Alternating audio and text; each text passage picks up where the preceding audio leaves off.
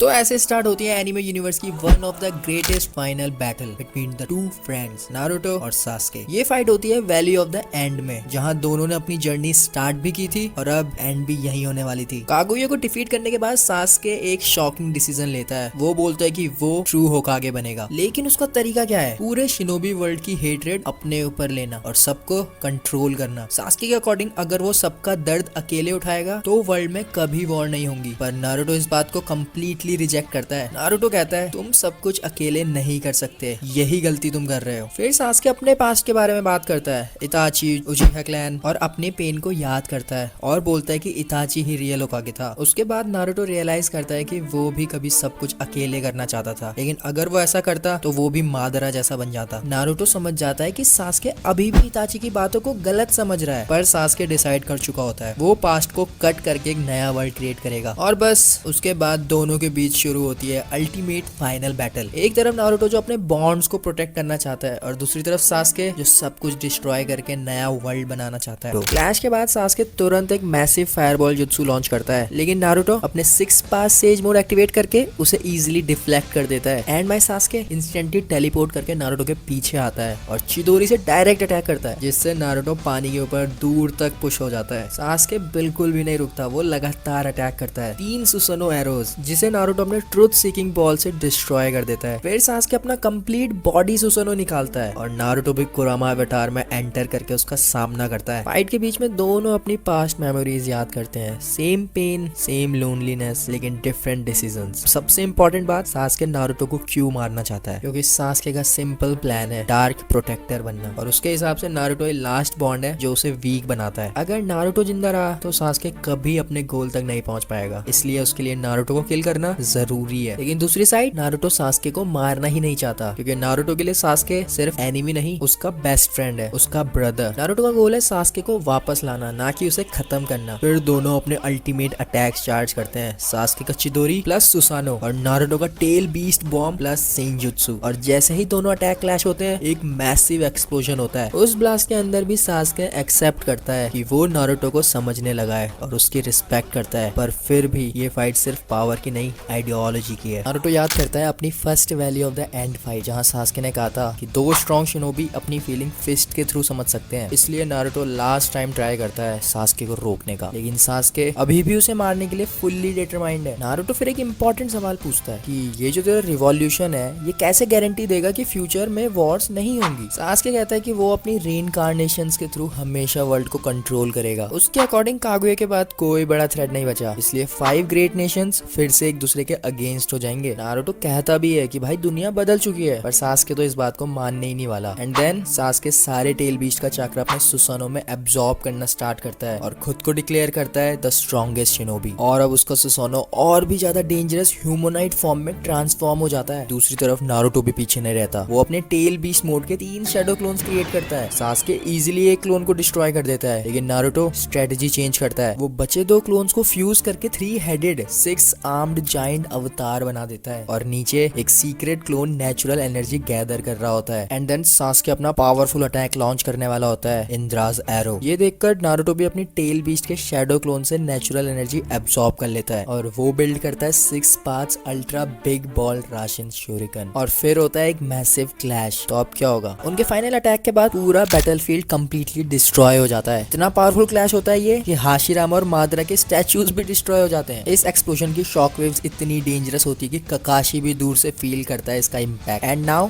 At this moment of time Naruto और Sasuke दोनों का चक्रा ऑलमोस्ट खत्म हो चुका होता है। फिर भी नारुतो और सास्के रुकते नहीं, प्योर टाइजुत्सु से फाइट कंटिन्यू करते हैं, जैसे वो अपने एकेडमिक डेज में करते थे। इस पूरी फाइट सीक्वेंस में क्या तुम्हें भी बुरा लग रहा था? क्योंकि मुझे तो इनकी फाइट को देखकर बार बार नॉस्टैल्जिया हिट हो रहा था। एंड देन धीरे धीरे इनकी फाइट वीक होती चली जाती है, हर पंच में अब उतनी पावर नहीं बची होती। दूसरी तरफ साकुरा भी फाइनली होश में आती है, तभी कुरामा लास्ट एफर्ट करता है। वो नारुतो को थोड़ा चाकरा देता है फाइनल अटैक के लिए, लेकिन सास्के उस चाकरा को भी एब्सॉर्ब कर लेता है। और फिर एक शॉकिंग लाइन, अब मैं फाइनली अकेला हो जाऊंगा। और यही कहकर सास्के नारुतो को फेयरवेल बोलता है। ये सिर्फ एक फाइट नहीं है, ये 2 दोस्तों के बीच एक लास्ट इमोशनल मोमेंट था। जब सास्के अपना फाइनल चिदोरी यूज करके नारुतो को फिनिश करने वाला होता है, तब नारुतो लास्ट मोमेंट पे एक अपर कट मार के उसे सीधा माउंटेन में क्रैश कर देता है। कुरामा नारुतो से बात करता है नेक्स्ट मूव के लिए, लेकिन सास्के भी रुकने वाला नहीं था। वो एक ब्लैक फ्लेम फ्लेम से एनहेंस्ड चिदोरी बनाता है और नारुतो उसका काउंटर करता है अपना रासेंगन से और दोनों एक दूसरे की तरफ आते हैं और जैसे ही दोनों अटैक्स क्लैश होते हैं पूरा वैली ऑलमोस्ट डिस्ट्रॉय हो जाता है और अब दोनों कंप्लीटली एग्जॉस्टेड होते हैं। चाक्रा 0, बॉडी पूरा डैमेज और फाइनली दोनों एक दूसरे के पास गिर जाते हैं। यहाँ से फाइट नहीं रियल इमोशन स्टार्ट होता है। सुबह उठने के बाद सास्के नारुतो से पूछता है तुमने कभी मुझे छोड़ा क्यों नहीं, और सास्के एक्सेप्ट करता है कि वो हमेशा नारुतो से जेलस था। वो ये भी कहता है कि नारुतो उसके भाई जैसा है, बिल्कुल इताची की तरह। नारुतो सिंपल आंसर देता है क्योंकि तुम मेरे फ्रेंड हो। और फिर वो सास्के को बोलता है What I want to do is get all shinobi to cooperate. Go ahead, keep whining and sulking. I'll hit you again, then I'll just stop you again. और यहीं सास्के फाइनली अपनी डिफीट एक्सेप्ट कर लेता है। लेकिन सच क्या है, ये फाइट किसी एक की जीत नहीं थी। दोनों ने अपनी लिमिट्स ब्रेक की, दोनों ने वो अचीव किया जो कोई नहीं कर सका। सबसे बड़ा मोमेंट, दोनों अपना एक एक आर्म लूज कर लेते हैं और उनका ब्लड ऐसे फ्लो होता है जैसे वो एक दूसरे के हाथ पकड़े हुए हैं। और यहीं पे सेंचुरीज पुराना इंद्रा वर्सेस आशुरा का साइकिल फाइनली एंड हो जाता है। सास्के ने वो किया जो ना इंद्रा कर सका और ना माद्रा। उसने हेट्रेड छोड़ के डिफीट एक्सेप्ट की और स्माइल भी की। इसलिए नारुतो और सास्के दोनों ही स्ट्रॉन्गेस्ट हैं और हमेशा रहेंगे द ग्रेटेस्ट डुओ एवर।